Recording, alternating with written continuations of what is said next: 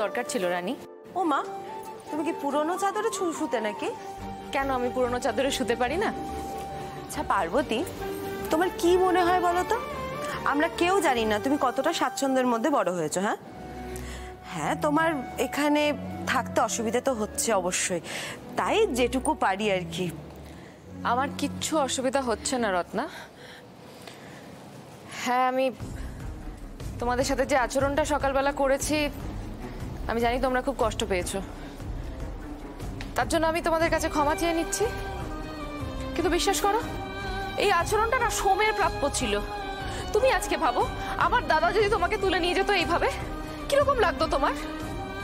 কিন্তু কিন্তু তোমরা না আমার কমফর্ট নিয়ে কিচ্ছু ভেবো না। হ্যাঁ, তোমরা যেভাবে থাকো, যেভাবে শোও, আমিও তোমাদের সাথেই থাকবো, তোমাদের সাথেই ঘুমাবো। উফ, কি মজা! তুমি আমাদের সাথে শোবে আর ওই উঠোনে বিছানা করে। এই no no no no, why you sleep with privacy মানে কি বলতে চাইছো তুমি? ও, তোমাদের দাদামণি শিখিয়েছে তো তোমাদের? না না না না পার্বতী, আমাদের দাদামণি কিন্তু এর বিন্দু বিসর্গ কিচ্ছু জানে না। বাট আমরা তো জানি যে আজকে তোমাদের ফ্লাওয়ার বেড। কি? আরে তা থাম তো, খালি ইংরেজিতে উল্টোপাল্টা বলতে লাগবে সারাক্ষণ। তুমি ছাড়ো, কিছু না। ও যত ইংরেজিতে বলুক, আমি খুব ভালো করে বুঝতে পারছি ও কি বলতে চাইছে। শোনো, তোমরা যদি ভেবে থাকো যে ফুলসজ্জার খাট সাজাবে, তাহলে খুব ভুল ভাবছো।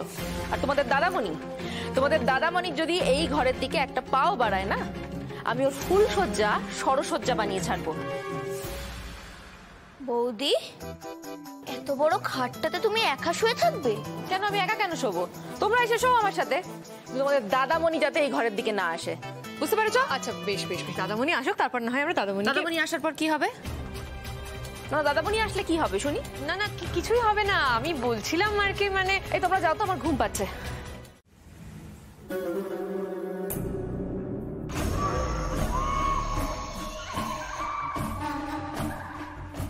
আপনাদের সাহস তো কম নয়। আমারে ডেকেছেন ওখানে যাওয়ার জন্য, আমি যাব না, কিছুতেই যাব না আমি। স্যার, এটা তো ভুবনপুরে দীর্ঘদিন চলে আসা একটা নিয়ম।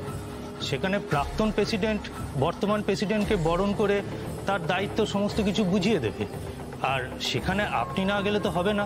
বরণ? বরণ করবো রে, বরণ? আগে যখন আসতো আমার বাড়িতে, পায়ের নিচে বসে থাকতো, যাওয়ার পরে জায়গাটারে জল দিয়ে ধুয়ে ফেলতাম। ওরে যে থালায় খেতে দেয়া হতো, সেই থালা রান্নাঘরে ঢুকাতাম না, বাইরে রাখা হতো।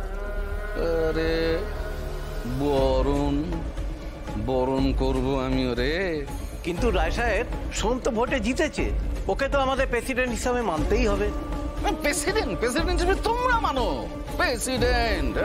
তোমরা সব ভুলে গেছো, সব ভুলে গেছো তোমরা, সব ভুলে গেছো। ওর মাটা, মা ভুবনেশ্বরীর ওই গয়না চুরি করে পরপুরুষের সঙ্গে পালায় গেছিল।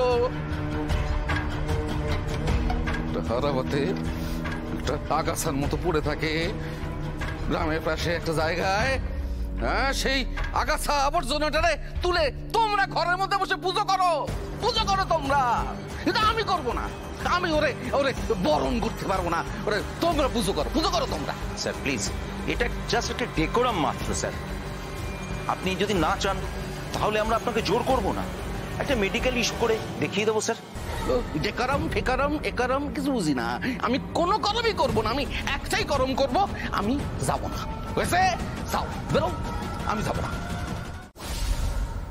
ভুবনপুরে প্রেসিডেন্ট সোমেশ্বর দত্ত এবারে ভোটে জিতল কে? এবারে ভোটে জিতল কে? আমার কথাই ঠিক হলো তো? বিয়ে হলো তো তোদের? কি সুন্দর মানিয়েছে, একেবারে শিব আর দুর্গা।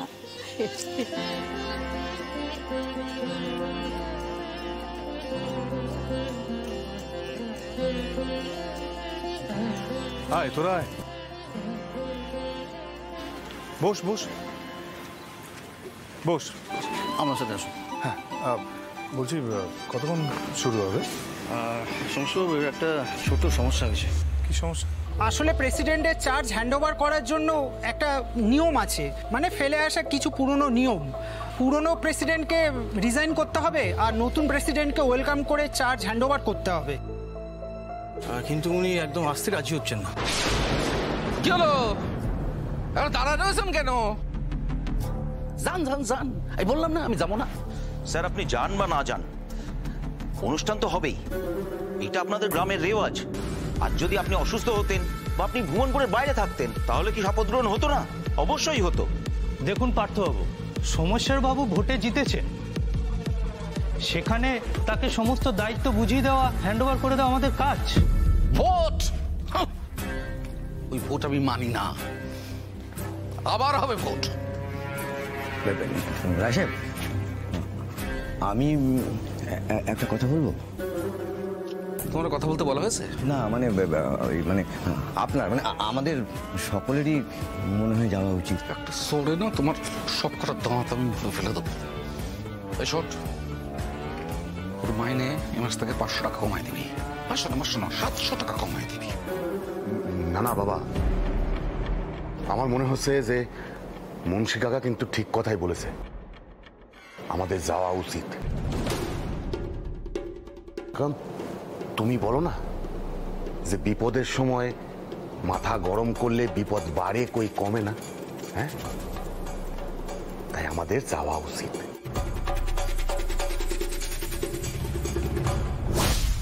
এতে অবশ্য কিছু আটকাবে না, সেক্ষেত্রে ওনাকে অ্যাবসেন্ট দেখিয়ে ওনার পক্ষ থেকে ওনার সচিব চার্জটা হ্যান্ডওভার করতে পারবেন।